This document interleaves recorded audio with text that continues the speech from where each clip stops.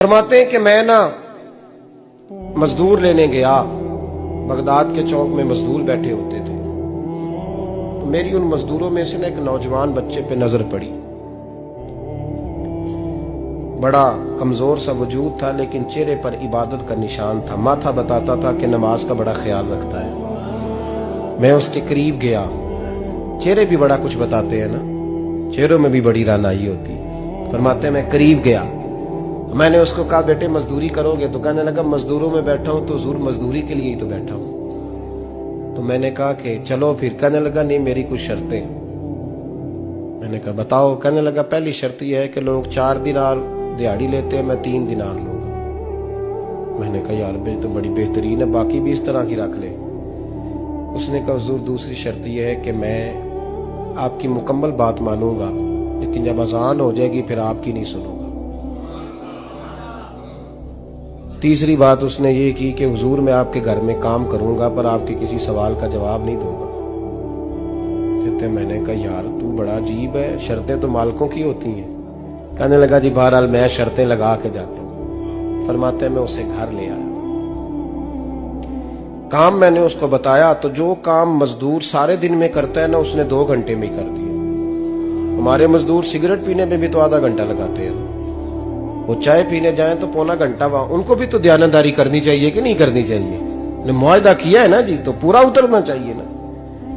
कहते 2 घंटे में। अब काम जब बंदा शुरू कराता है तो काम और निकल आता है। कहते काम मैंने उसको और बता दिया, वो करने लगा। उसने मिट्टी निकाल के रखी थी बाहर रस्ते में, तो अजान हो गई जोर की।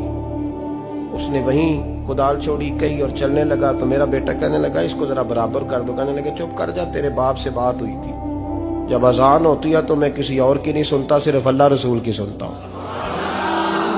कहते मस्जिद चला गया, नमाज पढ़ के आया तो दोपहर का वक्त था। मेरी बीबी कहने लगी इसको को खाना खा ले।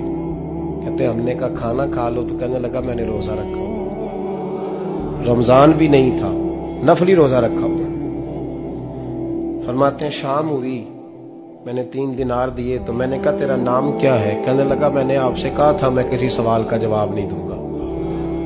वो चला गया। अगले दिन मैं फिर लेने गया उसे, काम कुछ और निकल आए। तो लोगों ने बताया वो सिर्फ हफ्ते वाले दिन आता है। मैंने कहा क्यों? कहने लगे जी वो कहता है मेरा हफ्ते का खर्चा 3 दिनार है, जब 3 दिनार कमा लेता हूं तो बाकी सारा टाइम अल्लाह रसूल की जिक्र में गुजार दिया करता हूं।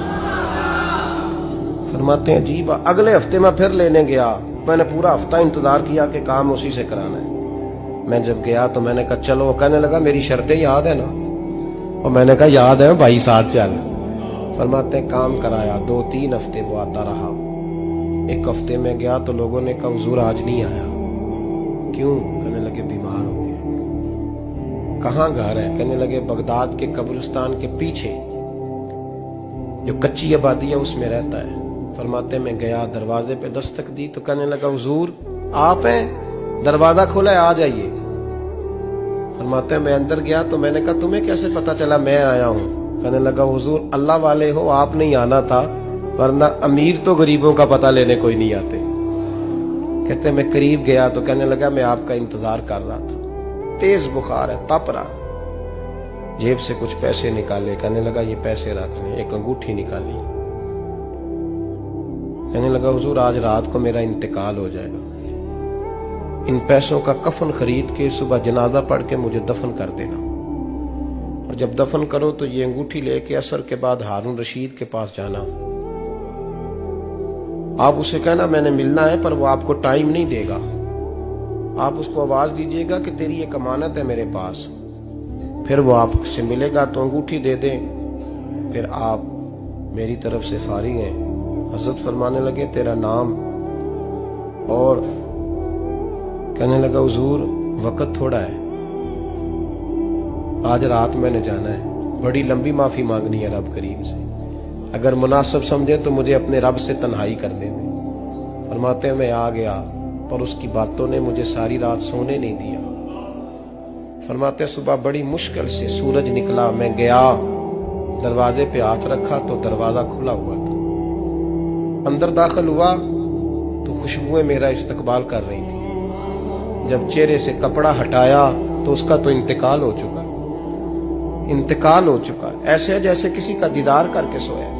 कहते मैं तो 2 आदमी ले गया था जनाजे पे, पर पता नहीं दुनिया किधर किधर से आई, कहां कहां से। अखां जदों मीटियां जमाना मैनू रोवेगा, अपना ते अपना बेगाना मैनू रोवेगा। फरमाते हैं मैं तो 2 बंदे ले गया था, पर पता नहीं मखलूक कहां कहां से आई। जनाजा पड़ा, दफन किया। हारून रशीद के पास में असर के बाद गया, मैंने बुलाना चाहा पर बादशाह था, मेरी तरफ देखा ही नहीं। मैंने उसको कहा तेरी एक अमानत मेरे पास है। फरमाते हैं वो मुझे कोने पे ले गया, क्या बात है, कमरे में बुलाया, मैंने अंगूठी दी। हारून रशीद तो चीखे मारने लगा, कहने लगा अंगूठी वाला कहाँ है? मैंने कहा वो तो इंतकाल कर गया। कहने लगा मुझे कब्र पे ले चल। कहते मैं कब्र पे लाया तो वो लेट गया, तड़प के रोने लगा। मैंने कहा मेरा कलेजा फट जाएगा, ना उसने कुछ बताया ना तूने बताया, ये कौन था? तो हारून रशीद कहने लगा ये मेरा बेटा था। मैंने कहा तेरा बेटा और मजदूर? कहने लगा हुजूर ये हजरत दाऊद ताई के पास बैठा करता था, उनका मुरीद था, मुझे रोज कहता था अब्बा तूने बड़ी दुनिया इकट्ठी कर ली है, मरते वक्त तुझसे टांगे समेटी नहीं जाएंगी, इतना हिसाब नहीं तू दे सकेगा। मैं इसको समझा देता, इसकी अम्मा समझा देती। ये रोज हमें कहता छोड़ दो, आ जाओ अल्लाह रसूल की बारगाह में झुक जाएं। हम समझ। एक दिन ये चला गया, कहने लगा फिर तुम्हारा रास्ता और है और मेरा रास्ता और है। ये सोने की अंगूठी गलती से इसके पास रह गई, गलती से हीरे की अंगूठी चली गई। कहने लगा देखो मेरे बेटे ने आज वो भी वापस कर दी है। फिर तड़प के कहने लगा हारून रशीद था तो ये मेरा बेटा, पर मेरा मुर्शद निकला, मेरा पीर निकला। भाई जिंदगी तो बड़ी थोड़ी है ना। बाबा साहब ने कहा था उठ फरीदा सुत्या, और दाढ़ी आ गया पूर, अग्गा नेड़े आ गया, पिछा रह गया दूर। उठ फरीदा सुत्या खलकत वेखन जा, मते कोई मिल जाई बख्शिया ते तू ही बख्शिया जा। उठ फरीदा सुत्या झाड़ू दे मसीत, तू सुते रब जागदा, तेरी डाडे नाल परीत। मेरा रब हमें भी अपनी बारगाह में कबूल फरमा।